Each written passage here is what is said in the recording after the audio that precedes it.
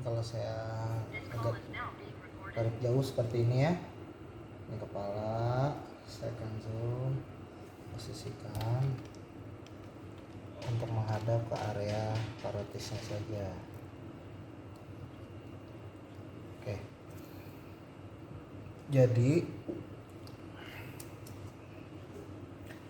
begitu kulit kita buka, kita bisa melihat fascia dan juga musculus parotida auricularis di sini. Di sini juga kita sudah mulai bisa melihat beberapa bagian dari glandula parotis ya.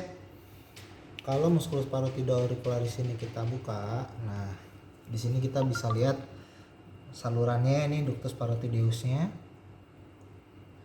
Di sini seperti saluran transparannya dengan glandula parotisnya yang cukup besar. Nah, saat glandula parotis ini kita buka, kita juga bisa melihat beberapa unsur lagi di dalamnya. Coba ditahan dulu. Nah, ini. Oke, seperti ini ya. Nah, mungkin kalau teorinya mungkin sudah bisa dibaca sendiri dan kita udah sempat bahas. Tapi untuk orientasi daerah sini kira-kira apakah kalian ada pertanyaan sejauh ini? Atau ada bagian yang mungkin kalian kurang jelas orientasi? Verticulum tuba auditiva ya? Iya, Pak. Sip. Nah, mungkin coba Ibu lepas aja nih kameranya. Nah, sambil dipegang aja Bu. Jatuh. Auditiva kan di dekat situ ada arteri temporalis superficialis sama arteri transversa fascia ya. Nah, ini kan arterinya nih. Nah, di bawahnya nih, pas nih di profundalnya. Kita bisa lihat ada semacam membran tipis. Nah, itulah si diverticulum tuba auditiva. Kelihatan? Nih di sini. Jadi kalau kamu mau mencari patokannya, dia tepat di profundal dari arteri tadi itu. Pas banget di situ. Itu diverticulum tuba auditivanya. Arteri auriculotemporalis ya, Pak? Temporalis superficialis dan transversa fasciae, iya betul. Jadi dia betul-betul dekat sama si tepian dari mandibula. Nih. Di samping dari otot apa nih? Digastricus ya. Ini ada digastricus, terus di sini ada arterinya tadi. Ya. Nah, di samping ini. Oke? Kebayang? Kasih, Pak. Sama-sama. Sebenarnya patokan dimana kita untuk mengakses kantong hawa ya. Nah, sebetulnya kan dia di sini nih. Ya, kebayang. Jadi segitiga Vibok itu di sini.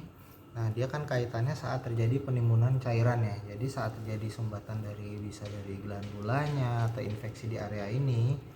Nah, biasa terjadi penimbunan cairan kalau kita buka sih di sini penimbunan cairannya. Sehingga segitiganya tuh ini sebetulnya. Nih, sini. Nah, di sini biasa terjadi penimbunan cairan sehingga kita harus membuat fistula untuk mengeluarkan timbunan cairan yang ada di sini dan melakukan pengobatan dengan antibiotik dan lain-lain seperti itu. Sebenarnya segitiganya di sini. Oke? Kalau misalnya terjadi penimbunan cairan di situ, Pak, kelihatan bengkak atau kayak Ya, gimana? kayak gondongan gitu. Biasanya pun tidak simetris. Jadi kadang gini, saat kita menilai sesuatu kondisi penyakit, makanya kenapa kita harus pertama kali harus mengetahui kondisi kesehatan hewan tuh. Kalau sehat posisinya kayak gimana sih? Contoh, perut itu kalau terjadi bloat atau kembung, dia akan seperti apa? Contoh, biasa kan dia akan mengembung. Contoh kalau di sapi, di rumen. Berarti kira-kira rumen itu ada di kiri atau di kanan sih? Ada yang tahu rumen itu ada di kiri atau di kanan? Kanan ya, Pak? Kiri, Pak. Kiri. Jadi saat kamu melihat, ini sapi kok bagian kirinya besar sekali ya, atau kok sama nih kanan kiri, nah itu biasanya ada anomali. Nah, kamu harus bisa melihat dari situ karena dari kondisi ada yang ini kok nggak simetris, harusnya simetris, atau ini kok jadi simetris padahal harusnya tidak simetris. Nah, di situ kamu bisa melihat biasanya permasalahannya di mana. Sama halnya seperti segitiga Vibok ini. kok yang kiri kayaknya lebih besar ya.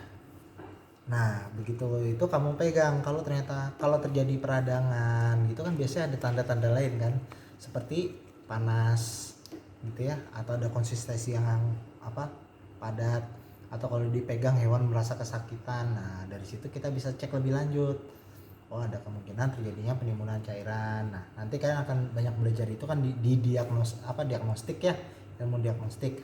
Nah tapi di sini adalah kalian mengetahui nih kira-kira di areal mana aja sih bisa terjadi kondisi penyakit, dan sekiranya kita akan melakukan prosedur medis, kira-kira ada unsur apa aja sih yang harus kita hindari. Kelihatan nggak ya?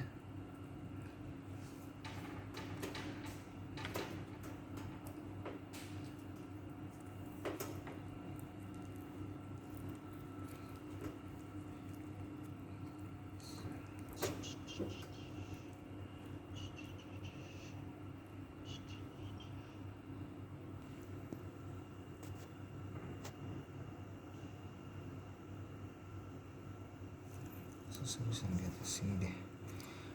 Oke. Oke. Siapa namanya? Filming yang tadi ya? Ming, coba kamu zoom aja gambarnya atau gimana ini? Jadi kalau bagaimana sih cara kita membedakan mana sih nervus accessorius, mana truncus sympathicus dan lain-lain? Kita lihat targetnya ke arah mana sebetulnya patokannya. Nah kalau si nervus accessorius itu kan kebetulan dia ada ramus dorsal dan ramus ventral, otomatis dia pasti nantinya akan bercabang dua ya. Jadi bagaimana, saya biasanya akan dimulai dari ramus dorsalnya. Nah ini ramus dorsal, percabangan ramus dorsal. Begitu kita mendapatkan si nervus accessorius ramus dorsal, saat kita telusuri naik, tentunya kita akan mendapatkan nervus accessoriusnya kan yang utamanya. Dan di situ juga kita bisa menelusuri si nervus accessorius ramus ventralnya ke bawah, seperti itu. Nih ya. Jadi yang paling mudah adalah cari patokan dulu syaraf yang nggak terlalu tumpang tindih sama yang lain. Kebetulan kalau di aksesorius yang terpisah dari yang lain itu kan si ramus dorsalnya ya, seperti itu. Gimana? Terbayang?